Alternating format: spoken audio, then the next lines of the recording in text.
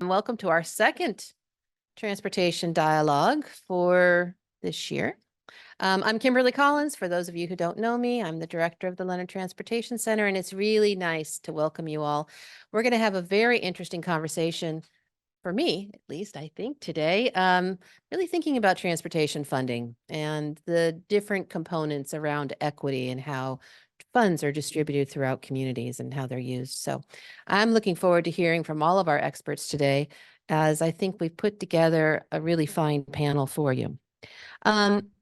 Before we get started and introduce all of our speakers, I'd like to bring up the Associate Dean of my college, Dr. Anna Nee, to say a few words. Thank you, Dr. Collins. As Dr. Collins introduced me, I'm Anna Nee, Associate Dean of the Jake H. Brown College of Business Public Administration, and also Professor of Public Administration. And I'm very appreciate Dr. Collins hosting this session. This is the 8th year of doing this, and it's such a timely topic. We have seen so many wonderful things as brought by technology change, especially transportation technology change.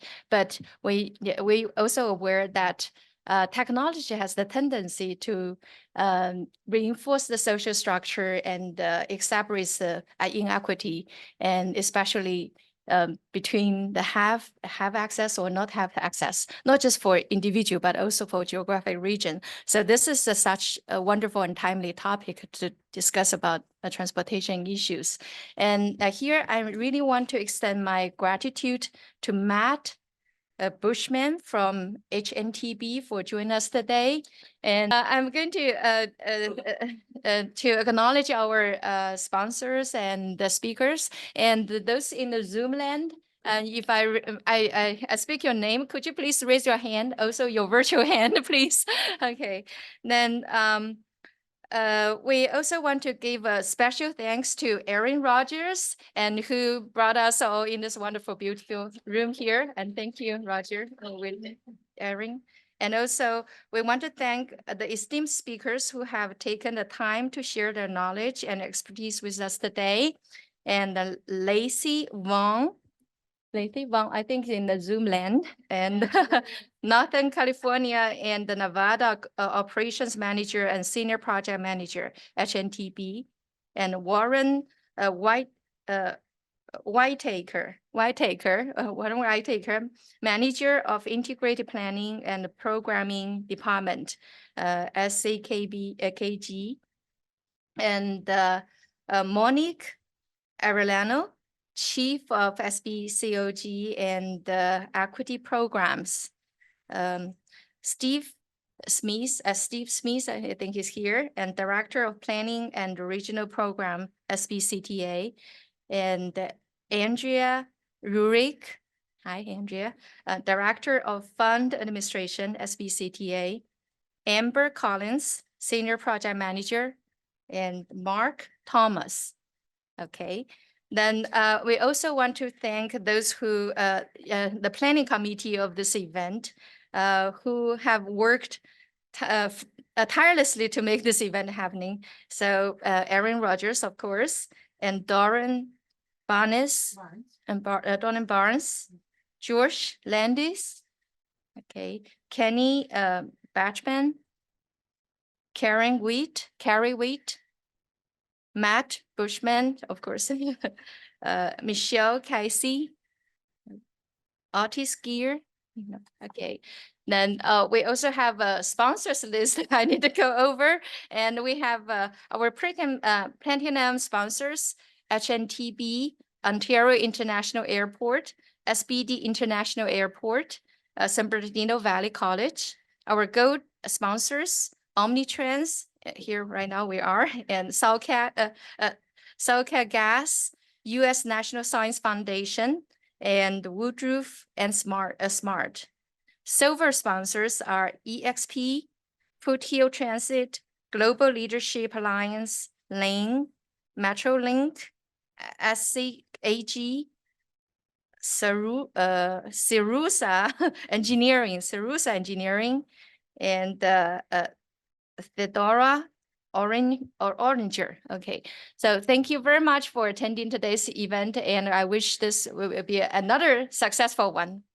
All right, thanks so much, Anna. Really appreciate it. Now I'd like to bring up Matt Bushman from HNTB, who's been a great sponsor and really a leader within our region with these dialogues. All right. Well, thank you. My name is Matt Bushman. I'm a lifelong resident of Riverside, so I've been in the Inland Empire really literally as long as I can remember. I serve as a group director in charge of the Inland Empire office for HNTB.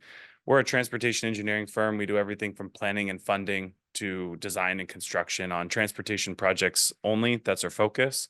HNTB is proud to be a founding partner and sponsor of Leonard Transportation Center. Thankful to Kimberly and her team, who many of them are here, just for everything that they do to inspire conversation and everything you guys have accomplished over the past 7 years. We're looking forward to the dialogue today and the conversations that will come out of it. So thank you. Thanks so much, Matt. And again, HNTB has really been a friend and a great colleague and really a mentor in many ways in putting these pieces together. Next, I'd like to bring up Erin Rogers, who has graciously given us her space and her time. Good morning, everyone. It's so great to see everyone here. This is so exciting to be part of the Leonard Transportation Center. Omnitrans has been a sponsor since 2021, right? 2021. And as mentioned, I do serve on both the advisory council for Leonard Transportation Center as well as the planning group that plans these dialogues. And I think it's always exciting, kind of the brainstorming of what we're trying to get out of the conversations and who we think the right people to bring together to have those conversations are. And I think when we get diversity of thought around certain subjects and people from certain backgrounds, it brings us, it's very thought-provoking and brings us great ideas. It's an exciting time for transportation and transit in the Inland Empire. In particular, in Omnitrans service area, we have the Brightline West train coming to Rancho Cucamonga. We're growing our service. We have our second BRT under construction with our partners at SBCTA that will be operational in 2026. So we are so excited about all of those things. The groundbreaking for the Brightline West project is next Monday in Las Vegas. So that's exciting. And we all know that transit is the great equalizer for society, right? What we do is about providing mobility solutions that connect the region, strengthen our economy, and provide people access, right? Access to opportunities, access to jobs, access to education, access to healthcare. So we're excited to be here. I want to thank Dr. Collins and her team. I want to thank my team who helped set up this room. In particular, Matt Jones is always like Johnny on the spot. And then our staff, helps set up the coffee and that kind of stuff. So welcome to Omnitrans, everyone, and enjoy the conversation. Thank you, Erin. Another great, leader within our region and a mentor to me and a great colleague. So today we're going to start off looking at things from kind of the high level, right? And thinking about transportation funding, thinking about it from a national level and with HNB. And then we move down into our region with SCAG, the Southern California Association of Governments, really giving us that broader regional perspective. And then moving even closer down to where we are, we have our SBCTA, SBCOG friends here to give us a look at what's happening specifically within San Bernardino. And then finally having a consultancy that works a lot with local governments and others and trying to bring funding to regions. So with Michael Thomas. And so it's going to be a really interesting perspective. Of course, as many of you know, we have our Spark page, which will give you the full agenda and all of the bios of the speakers. So online, if you'd like to go into Spark and as Anna said, our Zoom world out there, but you also have the QR code here on the screen right now to join the Spark page. And for those of you who have attended these, know that we usually start off with a poll question. We like to get people to really think about what we're talking about, have a conversation around these issues. My goal has always been to have folks leave the room engaged, with the material and not just saying, hey, I heard a really good talk, but thinking, hey, I'm going to do something with what I just heard today. And part of that, I think, putting on my educator hat, is having people interact with the material and not just listening to the material. So with that, I'll also call for any questions and lots of conversation and discussion at the end of our dialogue. So our first question for today, and again, these aren't scientific, they're just to get thinking, but what is the best method to achieve equitable transportation outcomes? Address historic inequities. So the best method, you can pick one, right? Because community engagement, data-driven decisions, transparency and accountability, and other. So if you have another idea out there, we're happy to hear it. So community engagement was seen as the best method for addressing inequities and having more equitable transportation outcomes, followed by data-driven decisions. And academics, we love data-driven decision making, so we're happy to see that as well. Okay, with that, I'd like to invite our first speaker, of course, Lacey Vong from HNTB, and she's going to give us an overview of promoting equitable outcomes through funding priorities. Lacey, thank you for joining us. Thank you for having me. I am very jealous to not be there in person, so I'm going to try to project myself into the room as much as possible here. So I really love the poll question, and I actually am going to hopefully try to cover some of this in talking about how we promote equitable outcomes and really through funding. So if you thought about all of those methods, one thing we all need is funding to help drive that. So I am really going to be focused on talking us through sort of what that federal landscape looks like and the policies that have changed to really help promote and better support equitable planning and distribution of benefits here. So I think if we can go to the next slide, yes, I've got a sort of a quick agenda. I've got a bunch of slides, but I'm going to kind of go through them fairly quickly. And this morning, I'm really happy to be here to sort of set the stage for the rest of the morning. And I'm just going to cover, a little bit of baseline of what we mean by equity and how that shows up in our transportation work. I'll do a little bit deeper dive into the federal policies. And as for most of you that know who are in our education space, who are practitioners, if you're an operator, we know that policy really drives how we talk about and how we plan for projects.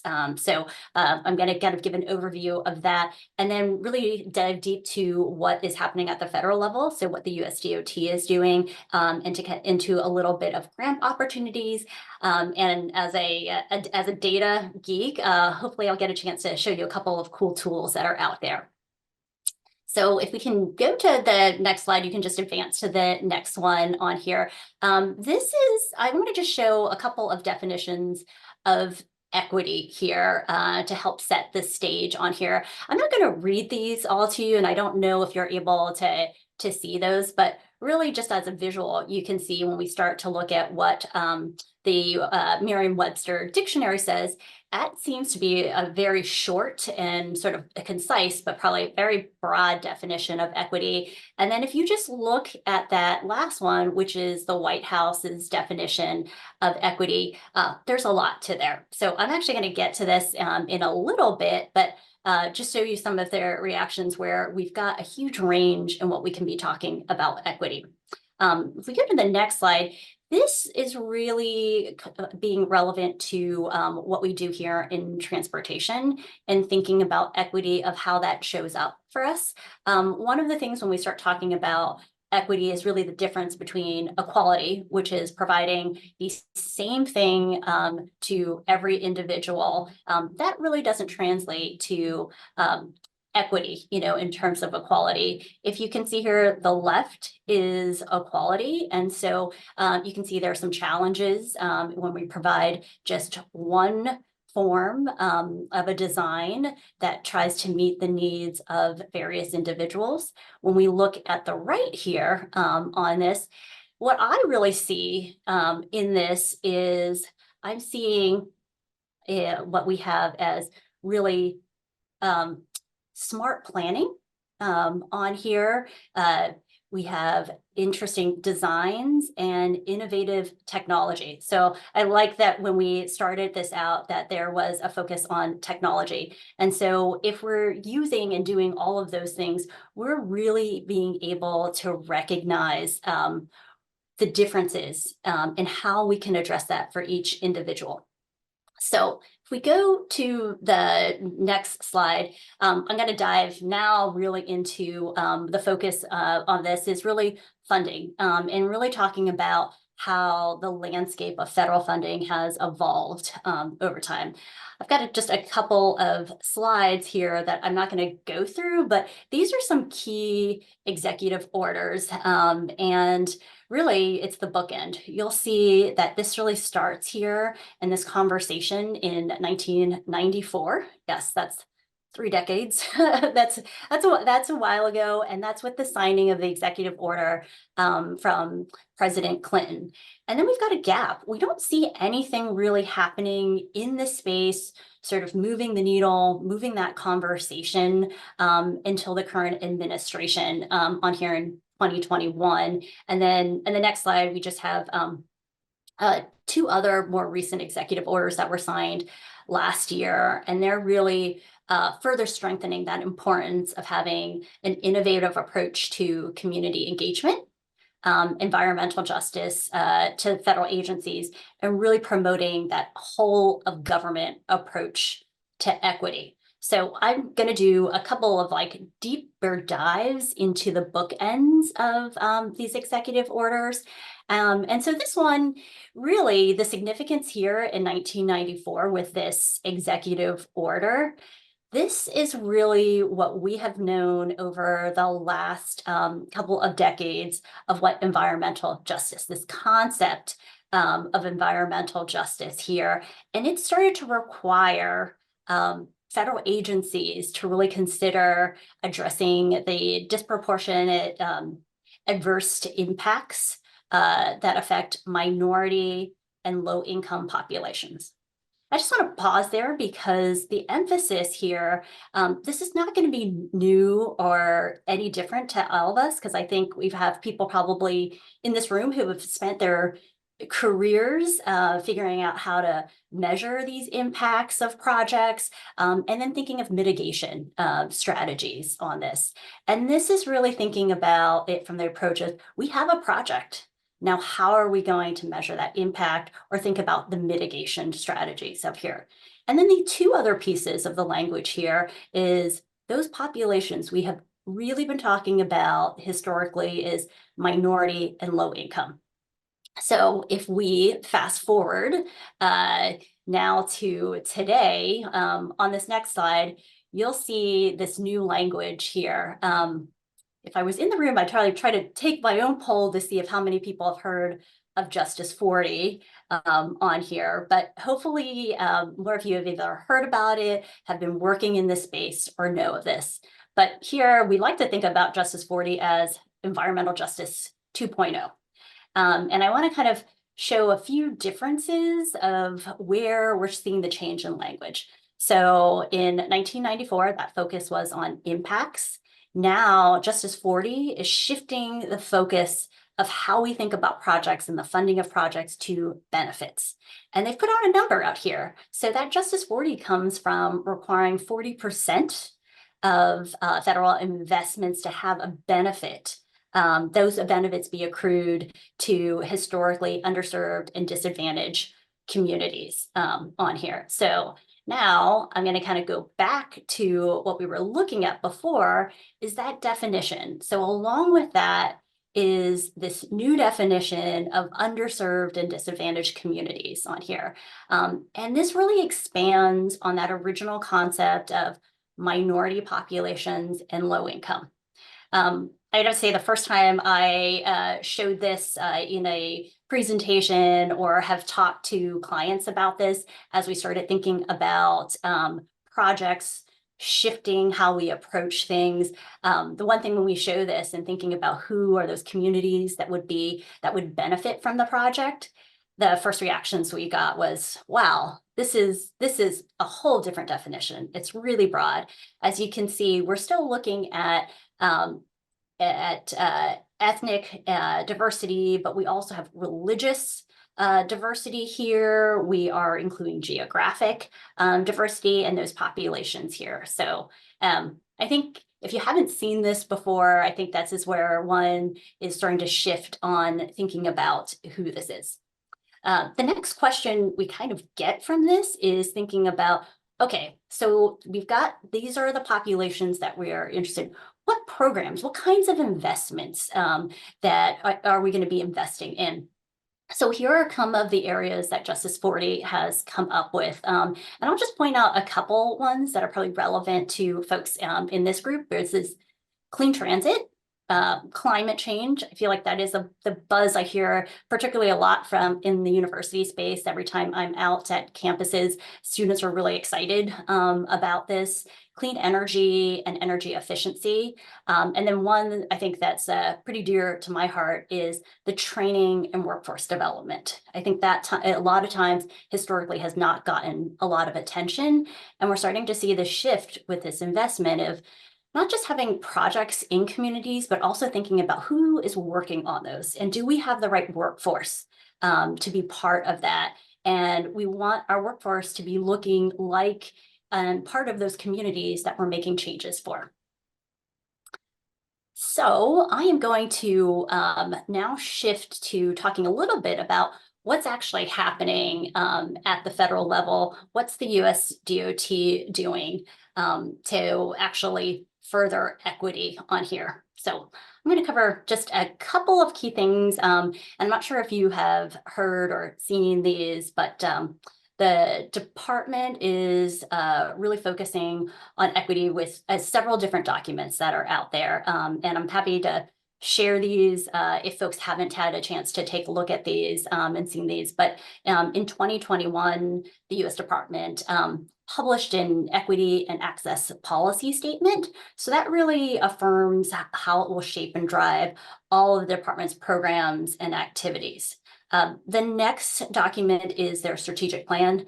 They've done their strategic plan, before, but this is pretty significant because for the first time, one of their 6 strategic goals is focused on equity. And then in April 2022, the USDOT put out an equity action plan. So I want to cover a little bit about what's in the equity action plan on here. And really there's sort of 4 focus areas.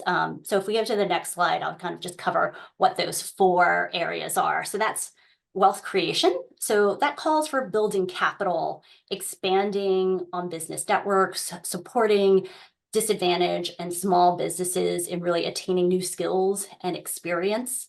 Power of community. And that seeks to empower individuals and communities to have a greater voice in transportation decisions that affect them. Intervention, which calls for hands-on technical support to ensure that historically underserved, disadvantaged communities can benefit from the infrastructure investments. And then expanding access, which really seeks to provide affordable, multimodal transportation, and also developing a transportation cost burden measure. And I just want to, in the next slide, kind of look at what the key performance indicators are. I'm not going to read all these, but I wanted to just highlight 2 in this conversation of funding. On wealth creation, this is one that's really dear to me that I'm rooting for, but also H&TB as a firm is really focused on this area. As a big, large firm, we partner a lot with small and disadvantaged businesses. We also do a mentoring program. So it's really nice to see that there is a KPI around this area, which is focused on increasing those direct contract dollars to small businesses. And I'm not sure if SBCTA and the COG will talk about this, but I know this is something that they're focused on. So it's really nice to see that not just at the federal level, but what's happening locally in this space. And then intervention. Intervention here has sort of two metrics on here. And the first one is really focused on trying to increase the number of grant applicants who are from disadvantaged communities. So really ensuring that people who've not been part of the process before are applying and being able to given access to funding benefits.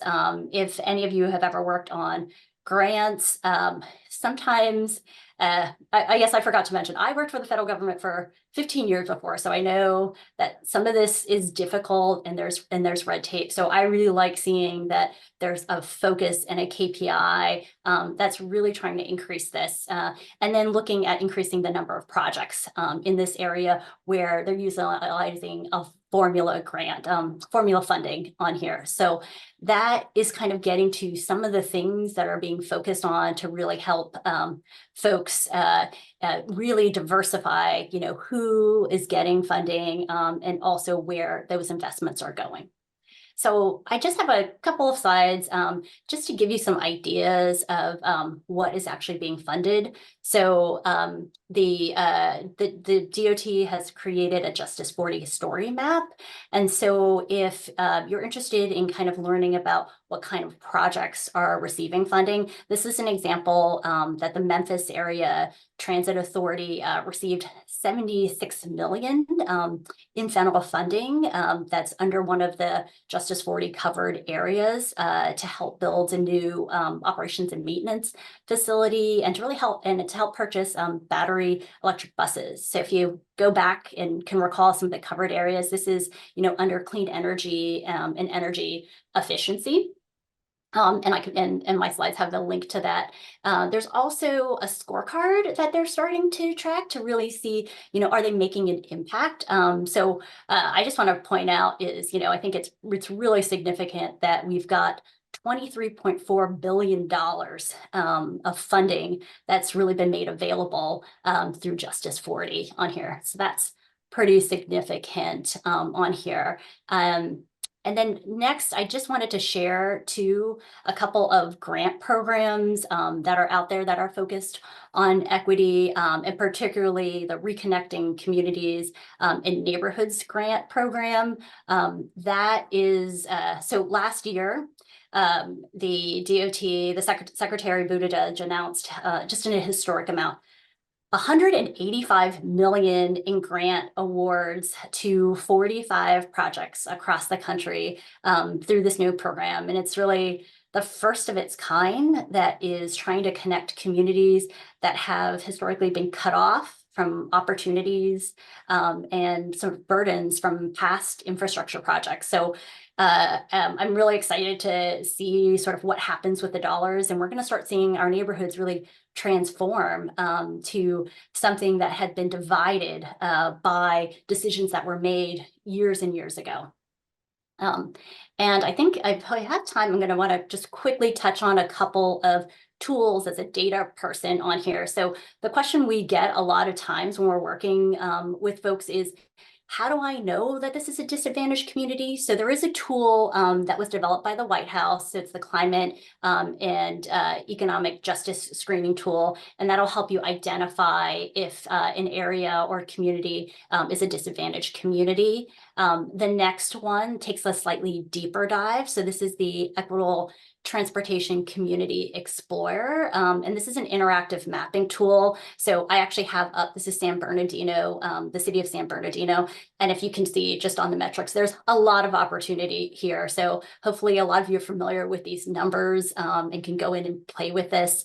And then just the last thing I wanted to show is that at HNTB, we've kind of taken this the next step further, is actually integrating those tools to sort of a custom map. So this actually focuses on a project. So you can take a project area and then look at those, the different criteria and metrics for that. So if you're a data person, I'm happy to share some of these tools, so you can sort of take a deep dive and sort of look at your specific area or project area. And I think with that, I think I am out of time, and I'm gonna maybe pause there or turn this back over. Thank you, Lacey. That was great. And we'll definitely be looking at a lot of those different data tools and doing a deep dive. We have a real data geek back there, Rafi Dewartanian, who's been the postdoc research associate for the center for the past 2 years now, I think, and he loves data, so he'll be there.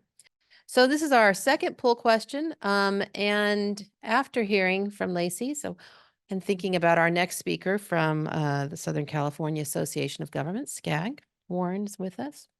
What is the key aspect of equitable integrated planning? And we heard a bit from Lacey on the need of planning and the importance of planning in all of this. Economic versus social equity balance. So a key aspect, again, we're just looking for one. Investment in underserved areas, regional agency cooperation, sustainable solutions focus, and then we have an other. If anybody has a thought on the other, we're welcome to hear it. Okay, so the top 36% in economic versus equity balance, and then 29% sustainable solutions focus. So those both are actually kind of related to each other, because as we all know, sustainability is the 3 E's: economy, equity, and the environment. So both of those are looking at more of a sustainable approach. Okay, great. So our next speaker, again, coming from the Southern California Association of Governments, Warren Whittaker is with us. And Warren, thank you so much for being with us today. Looking forward to your speech. I'm Warren Whittaker. I serve as the manager of integrated planning and programming here at SCAG. This morning, I'll provide a couple of glimpses into how SCAG is approaching equity within the context of transportation funding. But first, I want to talk a little bit about the SCAG region. So you're on the perfect slide, thanks. So SCAG, or the Southern California Association of Governments, this region spans roughly a quarter of the state's land area, but houses nearly half of California's population. It includes 6 counties, 191 cities, and 16 tribal governments. SCAG is the nation's largest metropolitan planning organization, or MPO. Next slide, please. As an MPO in California, here are our key responsibilities. You may have heard that our regional council just adopted Connect SoCal 2024, which is our most recent RTP SES. And that's a combined document. 1 and 2 are actually fused together. And I would like you to forgive us on this dated image of the regional council. We haven't had as packed RC meetings since the pandemic and a normalization of Zoom. Perhaps our next plan cycle will be a new photo op, because it's also arena cycle. And that's part of the reason why we had so many individuals there. It was the last time that we had an arena cycle. And anyhow, I think for those of you that recognize it, there's some battle scars from that cycle. So next slide, please. With that quick background on SCAG, let's pivot toward the topic of this morning's discussion. While I'm not going to get into everything that SCAG has going on with respects to equity and social justice, I'd like to highlight our approach. First, we intentionally follow a learning or a growth mindset and not a best practices approach. This recognizes that we don't necessarily know what the best practice is, or recognize that a best practice is a fixed thing. Rather, we're seeking to learn and continually strive for better practices. A second observation here, and Lacey touched on this as well, is that equity concerns are not confined to mobility, transportation, or transportation funding alone. Yes, we do need to make transportation investments more equitable, but it's not enough in itself. Next slide, please. So this is interesting, kind of given everything that Lacey laid out on the federal side, and there's high correlation between what we've included here. Again, this is also one of those learning process issues that we're continuing to look at. This is something that we came up with Connect SoCal 2024. What priority equity communities helps to do for the SCAG region, it replaced multiple equity area definitions, including Senate Bill 535 disadvantaged communities, environmental justice areas, and communities of concern that were used in prior SCAG plans. We use priority equity communities to compare outcomes versus the rest of the region when we're evaluating the policies and projects included in the plan. And I'll refer again to priority equity communities over the next couple of slides. So next slide, please. Now, homing in on the topic du jour of how we ought to allocate resources. I think we can consider 3 ways that we can advance equity. And this kind of reflects, I think, our first polling question. How do we engage with communities? How we select and prioritize projects? And then perhaps a bigger scale question is how we fund and pay for transportation. Next slide, please. SCAG's public participation process follows a similar iterative process that we use for addressing equity overall. Employing a growth mindset, we use an engagement process to get feedback on how we should be engaging. So that really kind of meta look at how you do engagement. We then use that feedback to tailor how we authentically engage with priority equity communities for specific SCAG efforts, like the RTPSES, and ideally going well beyond that and almost getting to the last bullet there, that it's not just a one-off engagement, that it becomes a full-time kind of ongoing partnership dialogue, and not just one-offs. Next slide, please. Okay, so now we're getting to the show me the money moment, if you give me that flexibility in saying that. SCAG recently gained the responsibility for selecting projects to be funded with upwards of $500 million annually. We developed a competitive performance-based project selection process, which includes equity as one of 5 scoring criteria. Again, we see this as a learning opportunity.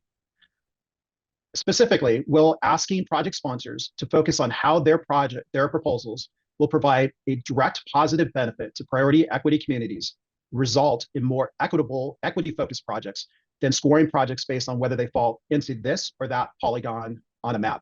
So contrasting that with has been a lot of our traditional process is you bring up the GIS layer, does your line abut, does it bisect, is it fully encapsulated within this polygon, whether it's USDOTs, mapping, it's a Calendaro screen, but really asking how does it directly positively benefit the priority equity community. Next slide, please. I'm going to close by shifting from talking about what SCAG is doing to some bigger picture considerations. Help keep this manageable, let's do some simple compare and contrast of the primary ways that we fund transportation. On the federal and state side, revenues are mainly from fuel taxes. As noted, these revenues are declining, and while fuel taxes at one time could safely be considered user fees, the nexus to use is weakening. On the local side, local option sales tax measures, like Measure A in Riverside County or Measure I in San Bernardino County, are often the largest sources of revenue for transportation investments. Because sales taxes are collected as a percentage of sales, it grows with the consumption of goods. While this might have some nexus to freight and shopping trips, the overall linkage to travel behavior is limited. It's also important to note that local option sales tax measures are controlled locally and require voter approval. While this is not the focus of the conversation today, it's important to note that any price tied to travel, even the absence of one, will have an impact on behavior.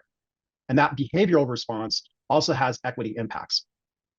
While local option sales tax measures are considered regressive, that is, lower income individuals pay a greater share of their income than higher income individuals. The fact that they're controlled locally and necessarily have local support, that is, in order to pass the measure, it suggests they have equity considerations, especially when you consider equity from a geographic lens. And then shifting back on the state and federal side on the fuel tax, these are also regressive, albeit they tend to be less regressive than sales taxes in general.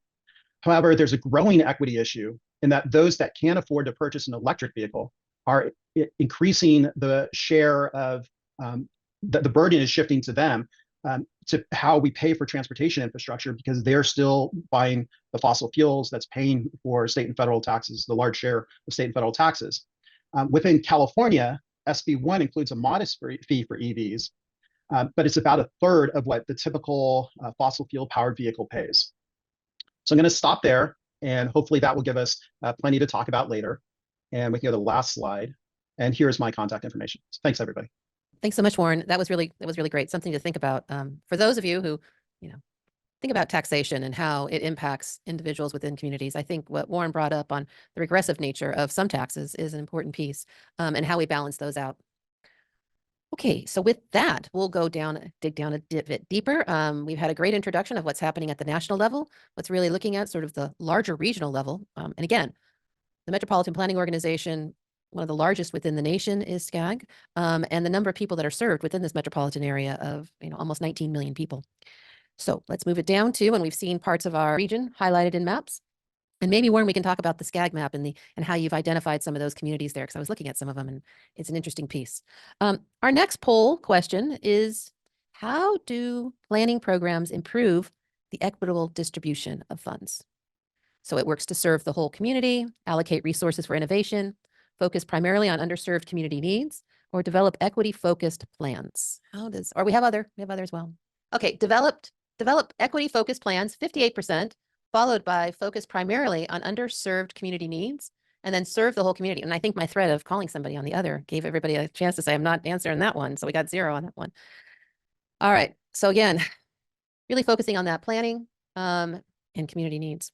All right. At this time, I'd like to invite our next set of speakers to come up, but they're going to come up one by one, so they're not standing up here crowding out the podium. Our first from SBCTA is Andrea Zurich, and then we'll have Steve Smith, followed by Monique Ariano. So thank you. Good morning. I'm Andrea Zurich. I'm the Director of Fund Administration at SBCTA, and we really appreciate the opportunity to be here and share about what we do and how we do it. I'm going to start with a focus on transportation funding through SBCTA, my favorite topic in all the world. I've been doing it since 1999. And it takes that long to really understand it. There's so many caveats, it's not something you can learn in a book for sure. And then Steve is going to talk about some of our programs and projects that we have going on, and Monique will wrap us up. She works in equity initiatives for SBCTA. So just to start out a little bit about what SBCTA does. We wear a lot of hats in the county. We're a council of governments.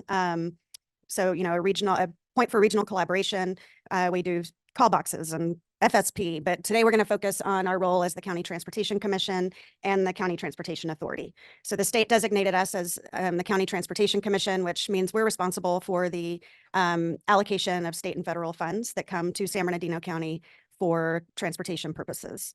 And then as the county, we became a County Transportation Authority when we passed our first sales tax measure I, our half-cent sales tax that's dedicated to transportation. The first one started in 1990. We renewed it in 2004. That renewal started in 2010, and it expires in 2040. SBCTA itself is governed by a 29-member board. It's representatives of the 24 cities in our county and then the 5 county supervisors. So everybody has a seat at the table when we're talking about how funding gets distributed throughout the county and to certain projects. And just a point of reference for this fiscal year, our budget was about $1 billion. It's been about $1 billion for the past 5 years. It's not going to always be $1 billion. It's very capital driven. We pass a lot of money through to cities and transit agencies that don't flow through our budget, but a lot of our budget right now would be the I-10 express lanes that are going on, West Valley Connector. We just finished Redlands Passenger Rail, 210 widening. These are all really large capital projects. So that's why we've had such a spike in our budget over the past 5 years. And the next slide. As far as our partnerships, agencies throughout the state that we work with often, California Transportation Commission, and the California Transportation Commission, they administer a lot of the new grant programs under Senate Bill 1. They administer the State Transportation Improvement Program, which is a formula program that comes to SBCTA for allocation to projects.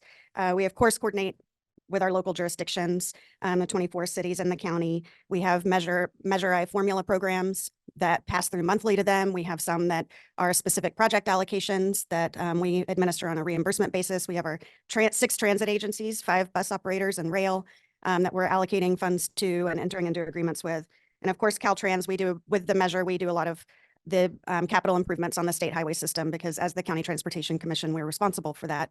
We're not responsible for maintaining, but if we want improvements, we're the ones who have the funds to do that. It's not so much Caltrans driven, which I think is often misunderstood.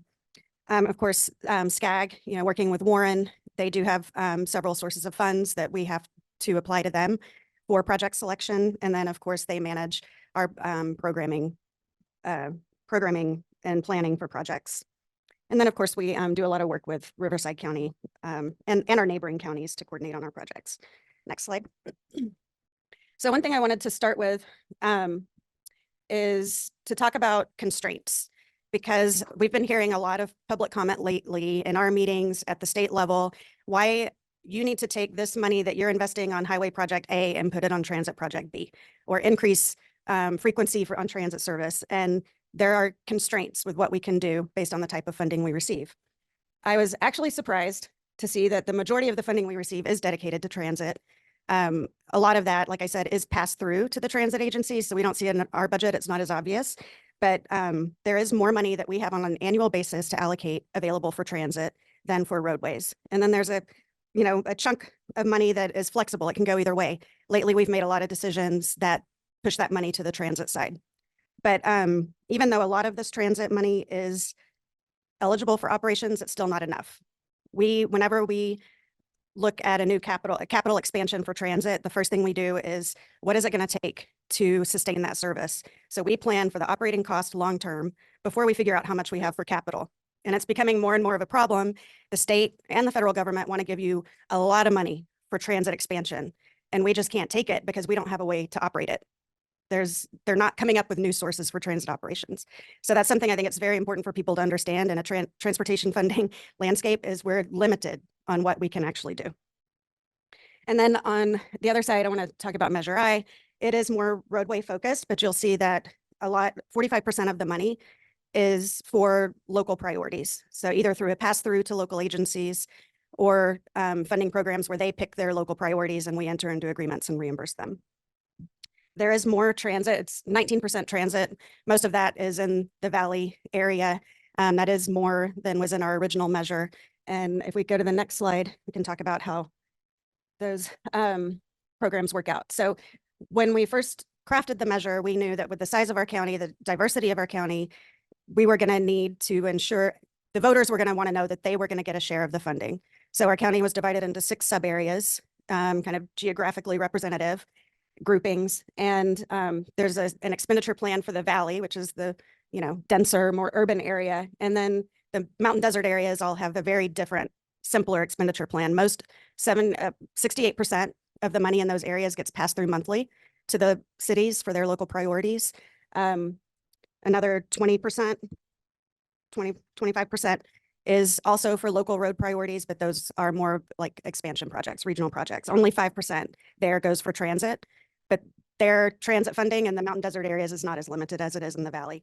In the Valley, you can see we have a lot of programs. There were some new ones. Express bus program was new for the measure. And so that's allowed us to do the West Valley Connector and plan for expansion of some of those transit services. There's about 21% of the funding in the Valley is dedicated to transit right now. And I guess that's all I'm going to say about funding. And now it's Steve's turn. All right, Steve Smith, Director of Planning, and we're tag teaming this, obviously. And it has been such a great topic, Kimberly, because it has helped us look at this funding side of equity. I mean, there are a lot of different sides of equity, but, it kind of put us in the thought process of, okay, going back to Warren's statement, show me the money. If you're serious about equity, where is that money actually going? And we kind of have two, what would I call it? Bounds, okay, upper and lower. We don't claim to have all the answers here. And so that's why we're sharing where we have collectively gotten all our departments together and figured out, okay, big picture, what are we doing on equity? And there's kind of the micro side, or the targeted side, but there's also the broad side. So we grouped it into 2 basic bookends. One is, yeah, we got the right slide. So broad versus narrow classification is what we're calling it. And one of the things that we wanted to do was, okay, so we've got a lot of funding buckets here. Which ones would you say can be, with some reasonable amount of logic, be classified into an equity sort of classification or bucket? So we started with a little bit of the demographics, and obviously there's the geography part of it. Where do people live in disadvantaged communities? But there's also who uses these services. And so, the transit agencies do surveys, which we're thankful for. And so, if you look at who actually uses the service, you kind of start to see who is benefiting from what buckets of money here. So for example, this is kind of like a national statistic that 75% of bus riders don't have access to a car for that trip. And I think the percentage is actually a little bit higher than that for Omnitrans. And we don't have the stats for all the other operators. Metrolink, commuter rail, pre-COVID, that was about 15%. Obviously, a lot of people park at Metrolink stations and so on because the ridership dropped on Metrolink quite a bit. That percentage rose, and that meant that folks that don't really have access to a car didn't have that many other options. A lot of them were not able to work at home and so forth. And then even on the rail systems like Metro, both heavy rail, light rail, there's a pretty substantial amount. And so one way of thinking about it is the 75% on the bus side, those are, that's a critical mobility need right there. And so you can make the argument that whatever goes into those services could be part of a critical equity investment. Okay, I'm just saying that's one way to look at it. And so we took that kind of basic idea and the demographics and who uses the various services and drill down into our actual budget. Yes, I actually looked at the budget, every fund source, and I had to figure out which ones can go in. To my knowledge, it's the first time that we've looked at the budget that way. And so Andrea helped us out by showing, there's some that are formula, some that are more discretionary and so forth. But if you take the fund source and what it is actually used for, these are things that could possibly go into the equity budget. And it's a big number. If you look at the bottom line, it's a really big number, much bigger than, we were ever thinking about it. And I'm going to show you the other side of the spectrum here in a minute. And I won't belabor the point by going through source by source, but those of you who know the sources can kind of see how they would fit into anything basically that's transit. Rail, especially commuter rail, is debatable on that one because of the demographics, but a lot of that is essential for basic mobility for a big part of our population. One of the other interesting ones we had to think about was the bridge that's right down the street here. Okay. And so we all know how critical that bridge is.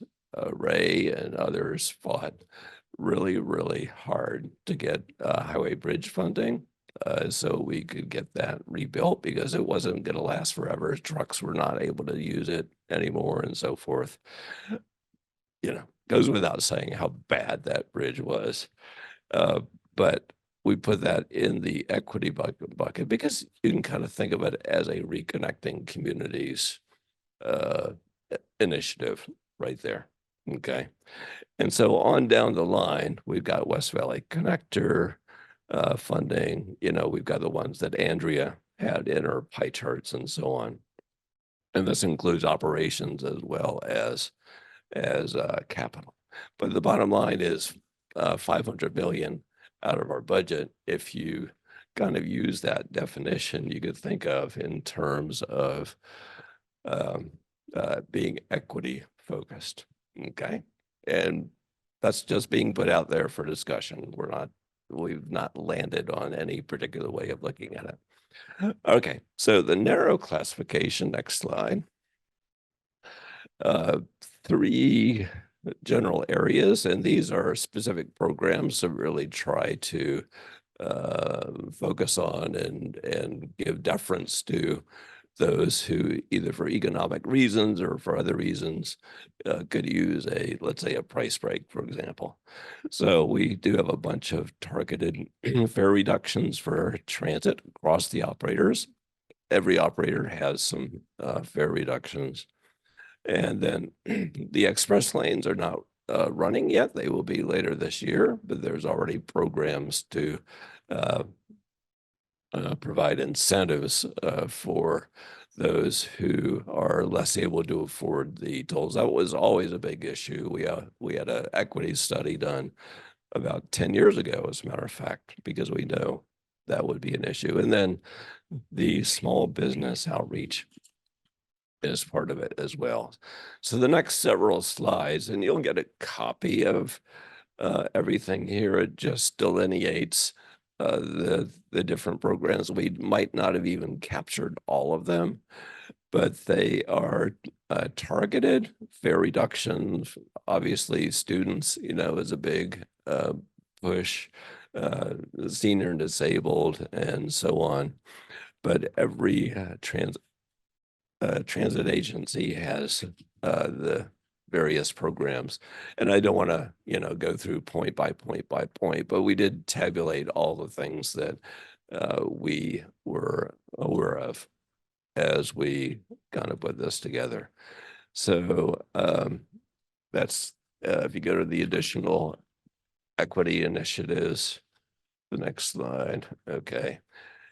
And then we have another slide for toll lanes. I'm just like I said, I'm not going to go through point by point, but you can see that the next slide shows what we do on toll lanes that are forthcoming.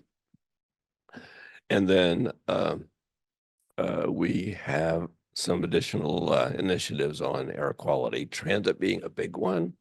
And I think it's correct, Andrea, that pretty much all of our CMAQ, federal CMAQs going towards zero emission buses of some kind. I think that's where the 200 million is coming from, I think, over the next X number of years. West Valley Connector, all zero emission. Victor Valley has been doing a lot on zero emission. And in the next slide, we also are doing, keep on going through here. Okay.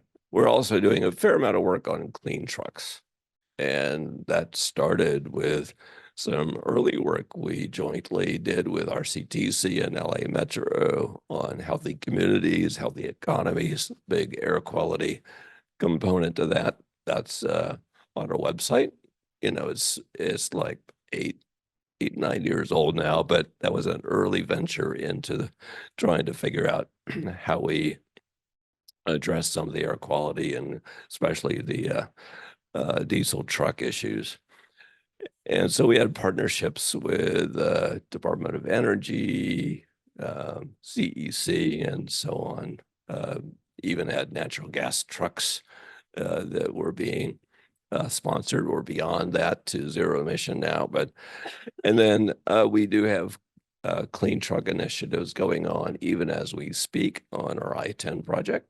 We are funding through the SB1 Trade Gurus program 2 stations. One is all electric trucks in San Bernardino. They just had a opening ribbon cutting for the one. We're funding an expansion of the one in San Bernardino, so they have more capacity and so on. And then we also are funding in part to 2 truck hydrogen stations, one in Colton and then another one up in Victorville. So anyway, there's a lot of dimensions when you bring it all together, but the one who's really going to pull it all together is Monique. I'm Monique Ariano. I'm the Chief of the Council of Governments and Equity Programs at SBCTA SBCOG. And this is the only slide I have, but there's a lot. So I'm going to run through it as well as I can. So where are we headed with equity? Our board back in 2021 adopted a resolution that really kind of put their mission in place. We don't have a specific mission statement, but they really determined that they are going to be a forum for all of these member agencies to discuss this and figure out if there are solutions to problems that they identify. So from that, what we've done, at least initially, was the first thing we did was a regional equity study that really informed our environmental justice toolkit that we worked with planning on. And that equity study was prepared by the UCR Center for Social Innovation. And the intent was to really do an analysis of barriers to equity within the built environment. So looking at disadvantaged communities and their access or proximity to things like mobility, commuting time to work, open spaces, food deserts, that type of thing. And so we took that information and we worked through planning to create this toolkit that we provided to our member agencies to address the requirements of SB 1000, which, as you may or may not know, the cities, as they update their general plans, they have to address environmental justice. And so this is a toolkit that we provided for them to be able to do that. And then we also looked at, over the last year, we did a small business study. And really the goal here was to understand how our cities and the county engage in procurement activities, which includes the type of services that they seek out, average contract sizes, and the processes that they go through. And the goal was really to identify options for how we can help small businesses gain and complete government contracts successfully. So we actually identified some recommendations. I haven't taken this to the board yet. I actually need to do that in the coming months to give them options for how we can proceed in this direction. And then additionally, the board just approved a contract with Ramey & Associates where we are going to develop an equity framework for SBCTA and SBCOG. So Lacey Vong opened up our discussion and really talked about all of the different funding sources and how the landscape has really changed. And so what we're looking at doing is identifying opportunities within our processes and policies to focus and merge with those of the state and the federal government so that we can be more competitive for these fund sources that are really changing. And so from a COG perspective, we're also looking at every member and agency they have state identified disadvantaged communities. Oh, wait, I'm sorry. Yeah, they have disadvantaged communities, and we're looking for opportunities to engage with our community-based organizations and our NGOs. So that's going to be part of this framework as well, really identifying how we can partner with these community-based organizations to bring more money into this area and really allow them to implement. So those are the things that we have currently. Really, it's a really interesting time in San Bernardino for both the COG and for transportation as we try to navigate this new landscape moving forward. A ton of great information there. And I'm thinking, geez, we actually need like 3 different dialogues that are focused on each of these because there's so much information that is going on, and it's hopefully we can bring it out a little bit and try and capture some of the main points at the end. All right, our final poll question for today is what is most crucial for local agency success in securing transportation project grants? So this goes to thoughts of how monies are distributed throughout the community. And that's one of my questions for you, and you think about Andrea and Steve, is how is that selection process of local projects? How does that happen? And as, again, a person who teaches public policy, sort of the thoughts on, we're hearing a lot of the administrative side of public policy or how grants and funds are put out, but there's also that political side. So the negotiations and the discussions. So maybe we can have a bit of a conversation around that as well, if it doesn't get too heated, too crazy. Okay, so project alignment. Sorry, I got myself cut off. Project alignment with grant objectives, one answer. Partnerships, collaborations, demonstrated social environmental impact, strong evidence, and data support. So the most crucial for local agencies' success in securing transportation project grants. 44% project alignment with grant objectives, and then 25% strong evidence and data support, and then also 25% on partnerships and collaborations. So the lowest, 6%, only demonstrated social and environmental impact. So we'll hear a bit more on some of the success that can happen in the distribution of funding through communities with our next speaker, Amber Collins, who is Senior Project Manager at Mark Thomas. Amber, thanks for being here with us. Thank you again for letting me join you and attend and participate in this discussion with you. Some really great speakers to kind of lay the funding groundwork.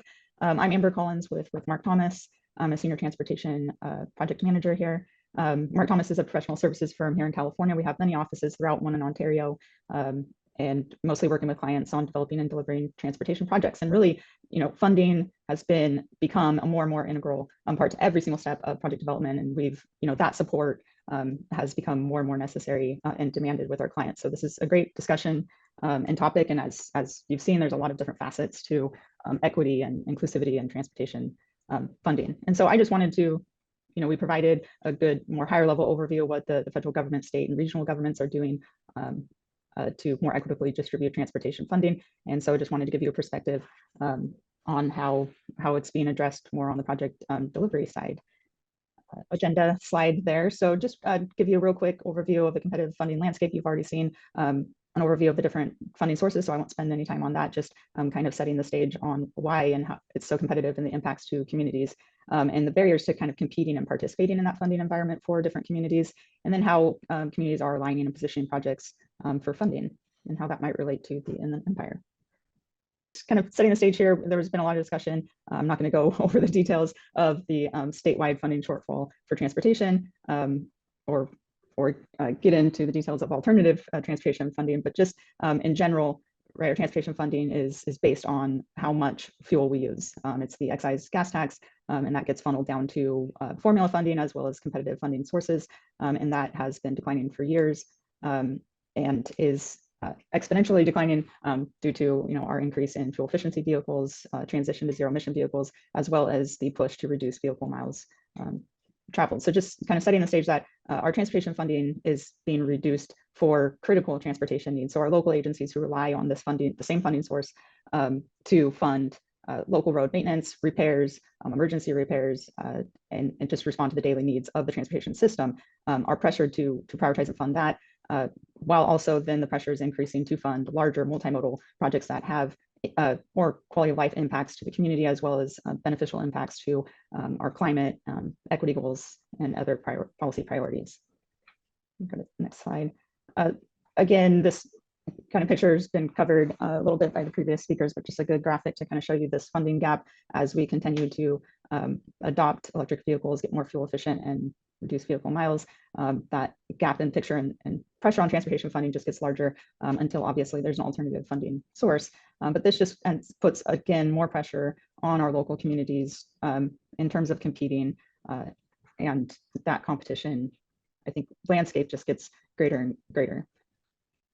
And some of the core, so really reliant on some core funding programs. Obviously, SB Senate Bill 1 passed in 2017 was a game changer for California, increased not only the regular transportation revenues, but also created a number of new competitive programs that a lot of communities, even surprisingly rural communities, small communities, do rely upon these funding sources because larger infrastructure projects just can't be funded by the small amount of money that these small jurisdictions have, as well as large jurisdictions, right? It's all about scale. Your large project in a large jurisdiction is a lot larger than a large project in a small jurisdiction, but the amount of money that they have coming through for regular transportation is not enough to build new projects or improve the system for multimodal benefits. And so, there's just these core programs that really a lot of communities do rely upon at the statewide level. And just to show you on this next slide, the active transportation program is one of those key programs for multimodal projects, funds a lot of bike ped projects throughout the state. However, it's very oversubscribed. There's a lot of demand for it. Just showing a couple of years here of funding and the number of applications in 2021, which was the 5th cycle of the program, about 11% of the projects got funded.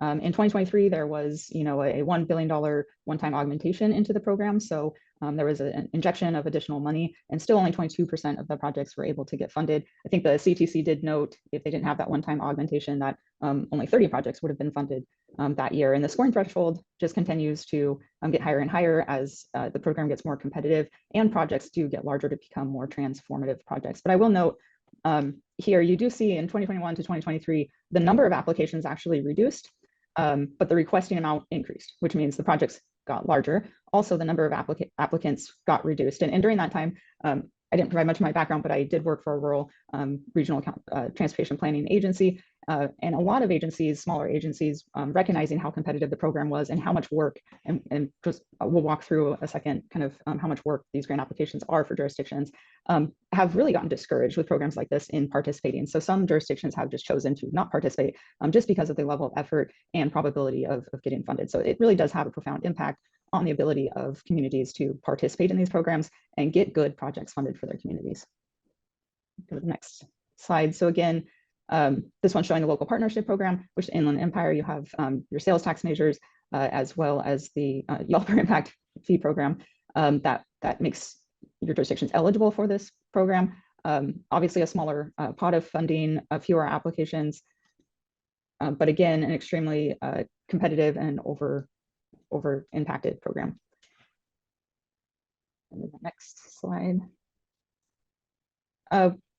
Again, I know Lacey covered a lot of the federal programs and what they're doing at the federal level.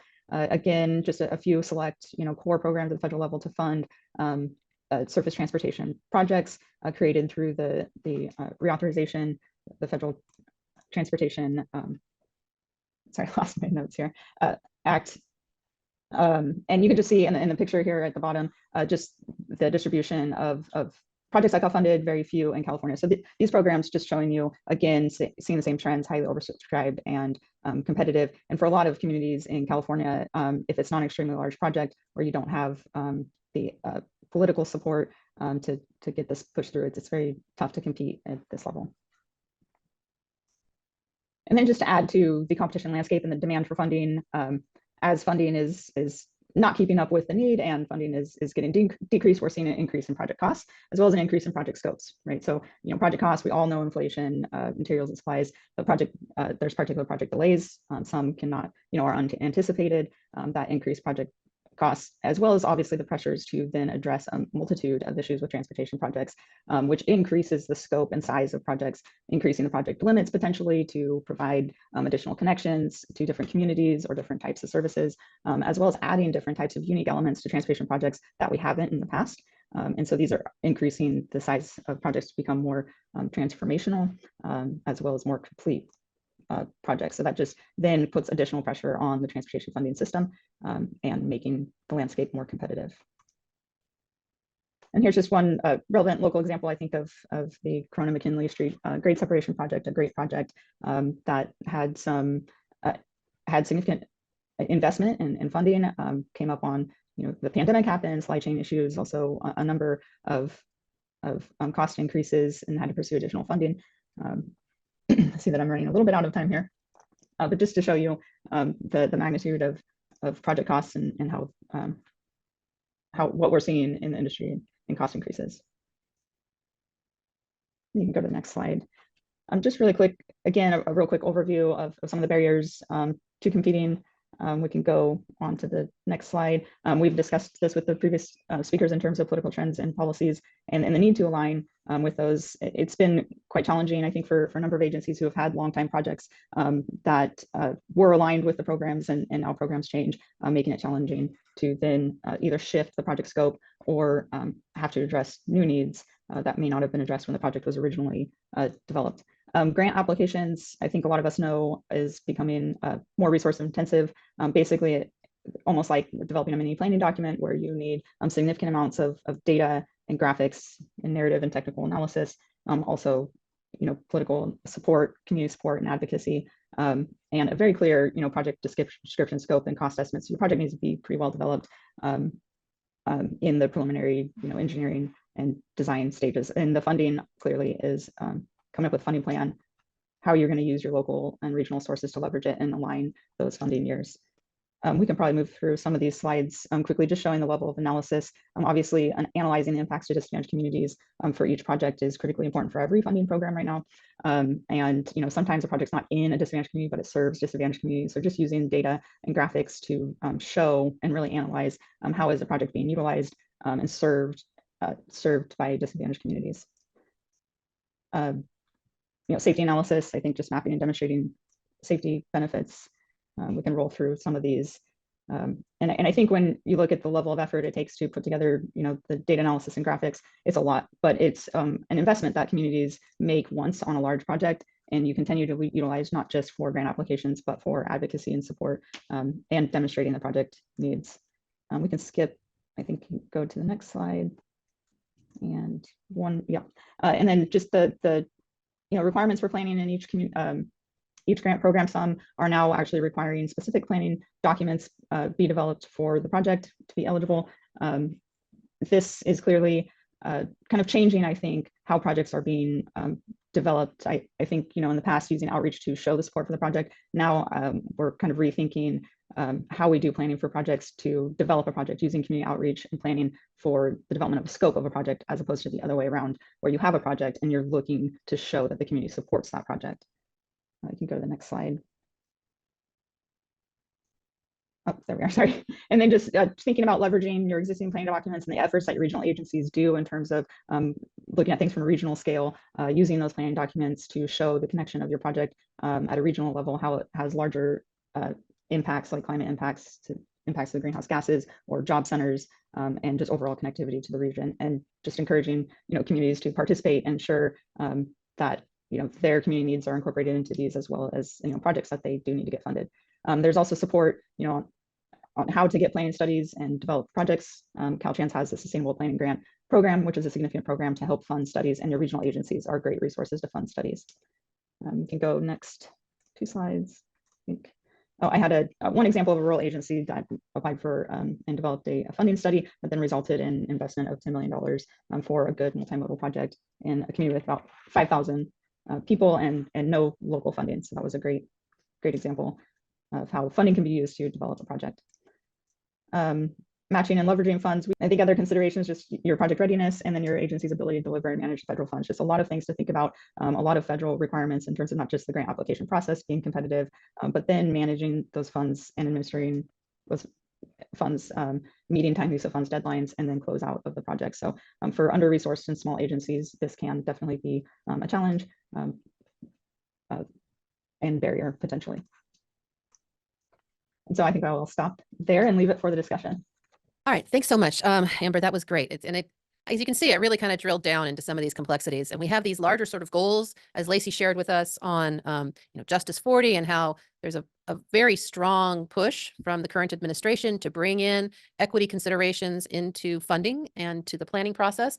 But then when we start to look at some of the issues that happen at a regional level, the state or federal priorities coming down to the regions, and then how do they communicate out even further down as we look at some of the priorities for transportation authorities and the COGS, right? And trying to bring those together, and then some of the realities for the individual or localized communities that are or cities that are within those jurisdictions. So it's a complex mix, as we all saw today, but I think it's an interesting one and a nut that we need to crack further and really think about how it works out. So with that, I'll open it up for any questions because, of course, I have a ton, but I won't dominate everything. So any questions from those in the Zoom room or here in the room? And right now?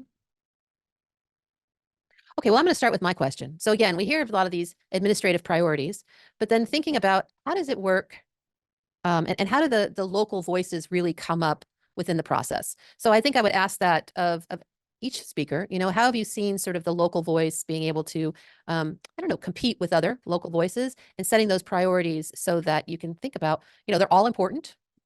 Which one is the most important? Process. What is that process? Lacey, I don't know if we want to start with you and if you have any experience or thoughts about how that's worked from your perspective.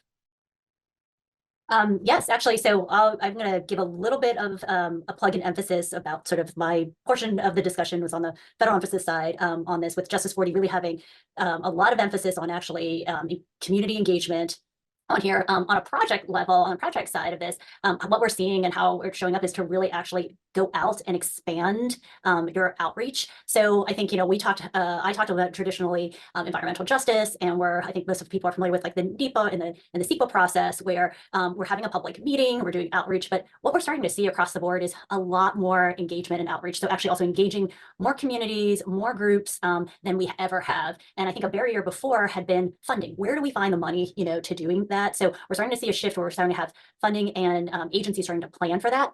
It is the most difficult thing when you're trying to balance out, what's the right thing on here. And I think I want to just say, I think sometimes traditionally when we're trying to incorporate all of that, sometimes we don't get the optimal project when we're trying to balance that. So what we really try to emphasize is make it unique to the project. Really think about who is going to be impacted the most, but also benefit the most from that. So as we talked about, like equality and equity, all things are not equal. So what you do for a specific community and what those priorities are can really change and shift. So, I would just do a plug of get more voices in to try to get some various different perspectives. And what I've seen on some projects is we all of a sudden have a community, a group that just never had a voice before on a project. And that's really where you want to also have some emphasis and listen to. All right, great. Thank you.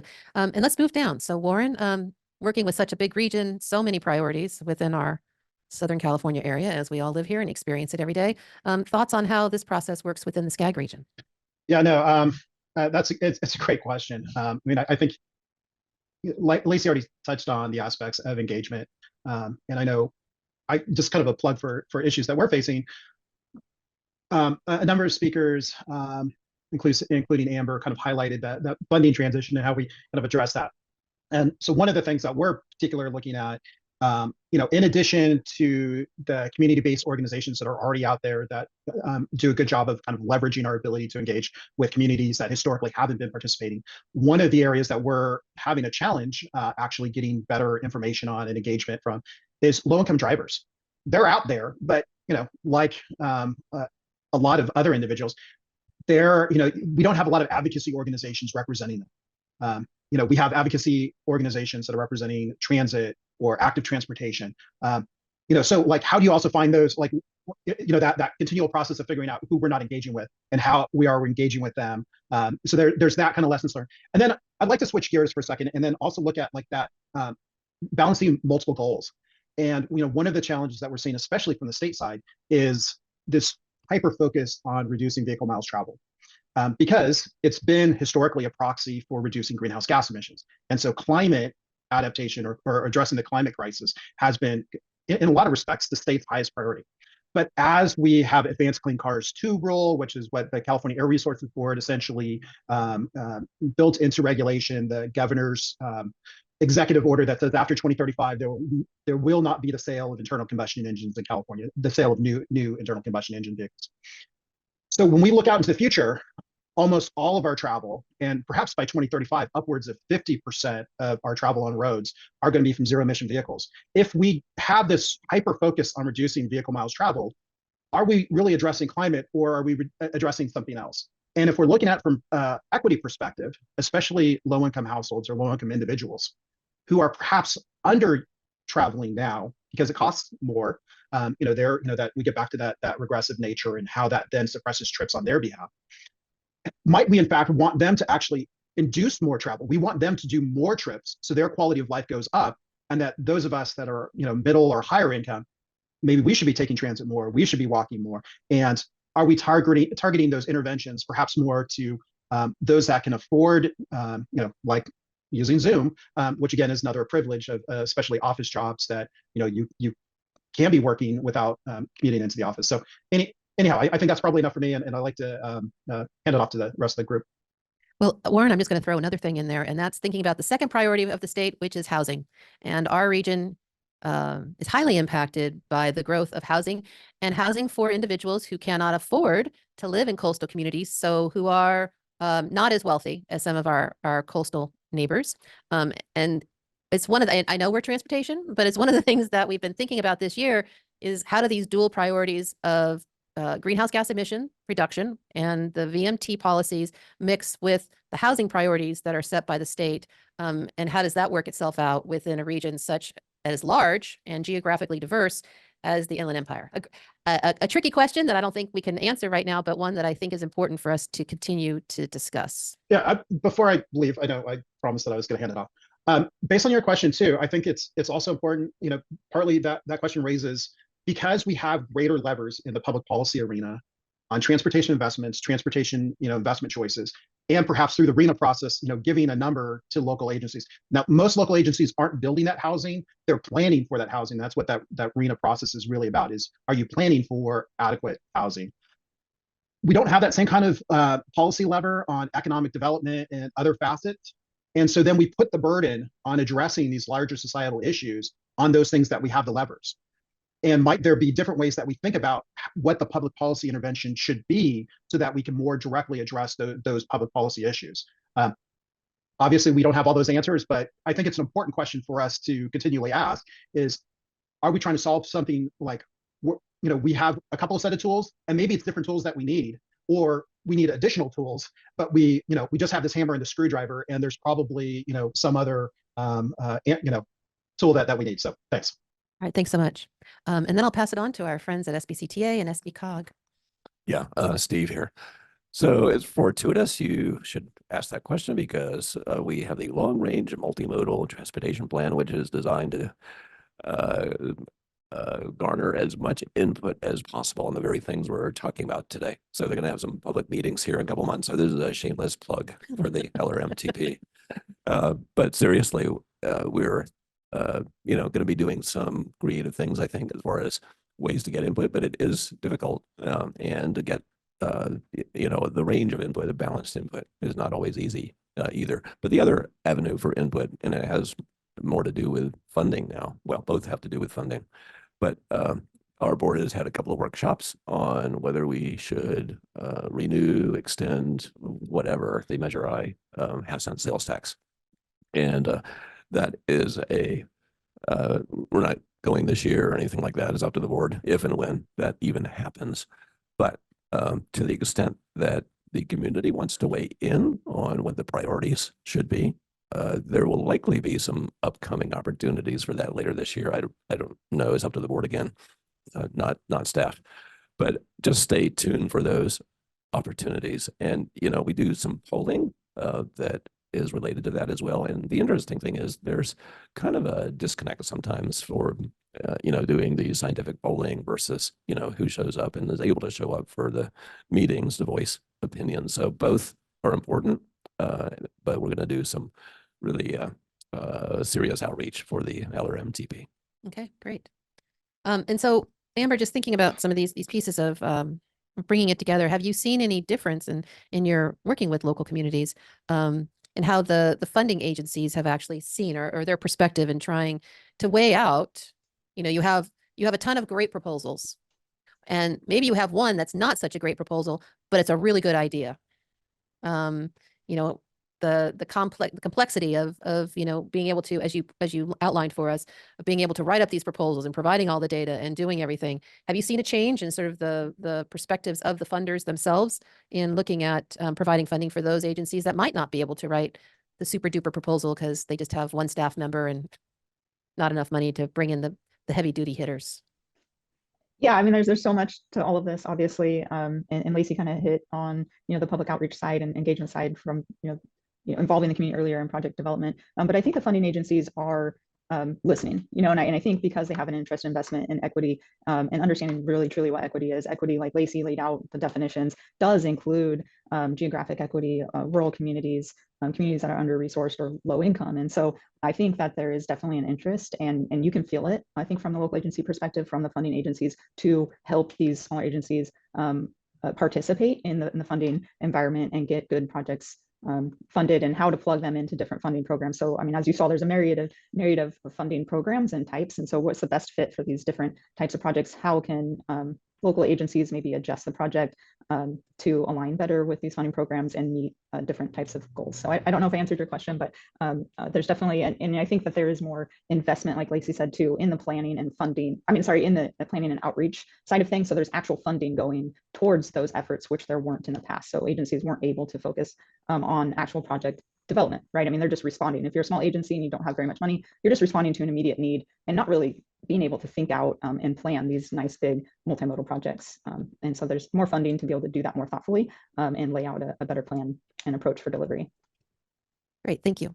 Yeah, I'll open it up. I have another set of questions, but I'll open it up. Does anyone have any questions out there? And you can raise your hand on Zoom or raise your hand in the room. Well, then I'm going to bring it back to this next piece. I was going to actually chime in on the last on the last question, because I recently there's a transportation authority that I work with that I saw them do something which I just really applaud them for, in terms of helping local jurisdictions with funding. What they did for the first time, because they had these equity components that were pretty new in terms of how they were going to allocate some highway funding, they actually offered technical assistance and had a deadline. So I know not all agencies might be able to do this, but I really thought it was brilliant. So, like, of the 10 localities that applied, the 8 that actually took them up on the offer for technical assistance in their package, in their proposal, actually had the highest scores on there, and the 2 that didn't were sort of lower. And that was just really great to see, because they walked them through all the different equity funding criteria components of it, made sure their package had that. And this is a small entity that only actually had 1 planner. So just, if you can be sort of creative, I know not all agencies have that resource, but I think that's something that we saw that, I think was really sort of changing how funding agencies at the local level really can help localities who haven't done this, and really addressing a lot of the barriers that Amber talked about, because some of these are just really difficult to navigate some of the requirements. So if you're able to, I just thought that was a really great way to help. Yeah, that's great. And I know that a lot of right now, the EPA has technical assistance centers that they're developing to help communities actually apply for funding. And there's a number of large EPA funding mechanisms that relate to transportation and the overall development. And there's some dollars, hopefully, that'll come to our region. But in listening to this and thinking about who's the community, and that's always been a question. And as an academic who's lived in lots of different types of communities, I always felt like I was never seen like a community member, because even though I lived in the communities, but I was seen as, well, she's an academic, she's not part. So it's always brought to me, like, how do we define the community? And it goes back partly to our, idea of the representative bureaucracy. So the bureaucracies are those who are working in the agencies, and who are our political leaders actually represent the individuals who are the communities, as well as the CBOs, community-based organizations.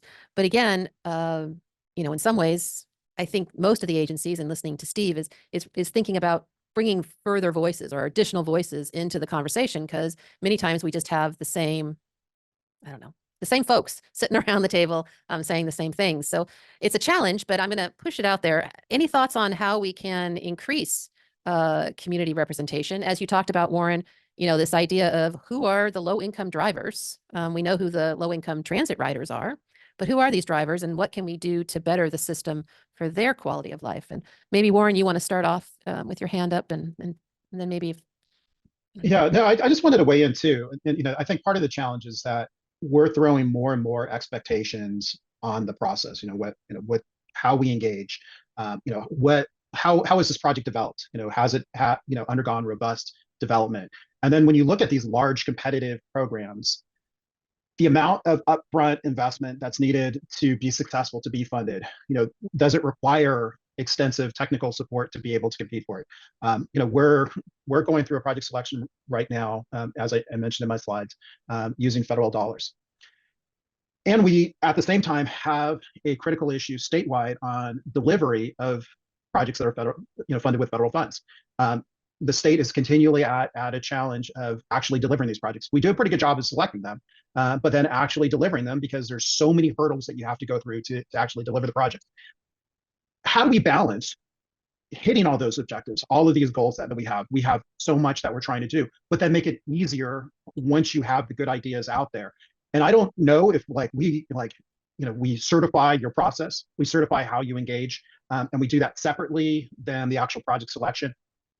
I think we need to think about how we reinvent the process a little bit, so that the burden isn't, at this project selection process, so that you invest so much in an individual project and not necessarily, it should be almost, have we capture, are we doing the best practices? Going back to my, we shouldn't really be doing best practices, but following better practices, that growth model where, we're all, continually doing, we're learning, and then reinvesting that into our processes, but almost having a split between being able to capture all of that and being able to compete effectively for these dollars. And I don't know the answer to that.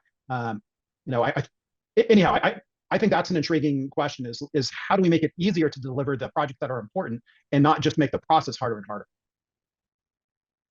Yeah, the complexity of it, and how that translates into the community, I think, is an issue as well. I've sat in a number of community-based meetings where individuals who would see as sort of, community members, individuals who live, who aren't well versed in how the agencies function, not really being able to engage at the level that they would like, because of the complexity that's part of the process. And that's one of our I think our challenges as well. We have a lot of challenges. What are, my last question, I guess, and for anyone, what are our hopes and how do we move this forward? We only have a couple minutes left. So if anyone wants to throw out there, what are the successes and how do we move forward past our challenges? Any thoughts, Steve? You want to, or no? Lacey, Amber, Warren, just real quick. Well, I think this suggestion is going nowhere, but I'll say it anyway, because, we moved from more formula-based funding a while back to everything in the universe is competitive. Yeah. And in certain ways, I think that's a setback. There's got to be accountability and so forth. But that's the way these programs get designed. But it really is a big, in my opinion, diversion, and makes it harder for the communities that are less able to compete. So that's my dream wish for the next round of whatever federal program comes up. All right. It's not going to happen, but I just had to get that out there. I agree. More formula funded, even though there might, maybe setting the formula funding through some through a competitive process and discussion and widening the communication on how that's set. But the competitiveness of it is detrimental, I think, at times. Others, thoughts? Last, how do we have our successes? Lacey? I just want to kind of give a plug to something I said in my presentation that we haven't really talked a lot about, but I really want to encourage people to take advantage of where you can in terms of training and developing and recruiting a more diverse workforce. I think that's how you kind of get to some of what Warren was saying in terms of maybe delivery and overall impact and benefits. So if we have people who have a difference in experience, who come from these communities, who are part of that planning process, who are the engineers doing the design for that, really thinking about project delivery and who ultimately benefits from a different angle. So if you have the power to hire anybody from whatever field that you're in, I really just want to, that's my wish, is to really have this diverse pipeline and just see a difference in our field and who we're looking at in terms of who's actually going to deliver and then use our systems. Okay. And Amber, Warren, really quick. Just have a 1 minute left. I'll just throw in here real quick too. Maybe taking advantage of your perspective. I think we also, our educational system perhaps providing the opportunity of how to be an engaged citizen, how to affect the process, how, teach people the skill set, not just how to navigate through the educational system, but how to navigate through the political system. It's partly, I think, what I've done as a parent, but I also think how do we do that so that navigating this complex system that we have, and how do you then, get your voice out there? It's a little bit of that everything in the kitchen sink approach. We need to be doing on the transportation side, we need to be doing on the housing side. We also need to be doing on the civic engagement side from the get-go. All right, thank you. Yeah, I don't know if I have any solutions to offer. I guess that's my job, but no, I think it's a good discussion. And I think like Warren and Steve said that we all need to, I think we've kind of pendulum swung a little too far over and we're trying to get it back. And we've been hyper-focused on certain things and requiring a lot out of the transportation projects, and it's gotten overly complex. So how do we kind of break that down again, make it more simple, and all working towards the end goal, right, of bringing benefits investment to our communities that provide value. And so just I think having that holistic understanding and coming to the table all together. And I think we're getting there. I mean, I think like Lacey said, and we were kind of talking about is these funding agencies are talking to local jurisdictions and understanding, getting a better understanding of the challenges local agencies are having in delivering these complex projects and getting funding. So I feel that shift, and I think it's just continuing that discussion and connection between those different levels, I think is important. So these dialogues are very important. All right. Thank you so much. And I want to thank all of our speakers for being here today. This was a great conversation. If you feel like you've missed something and want to see it again, this dialogue will be on the, is recorded and will be on the LTC website. In addition to all of our dialogues are there. If you want to look at any other issues, we've covered many over the past 7.5 years almost. And I hope that you'll join us at our next dialogue on June 18th, where we'll be talking about hydrogen and some of the hydrogen infrastructure and development within the region and the importance of that as we move our transportation system forward to zero emissions. And I'd like to thank our staff. Thank you, Omnitrans, and everyone who's been here. It's been a great conversation. I've learned a lot. I'll be watching it again because I think there's points I've missed and want to see again. So thank you. We'll see you in the next one.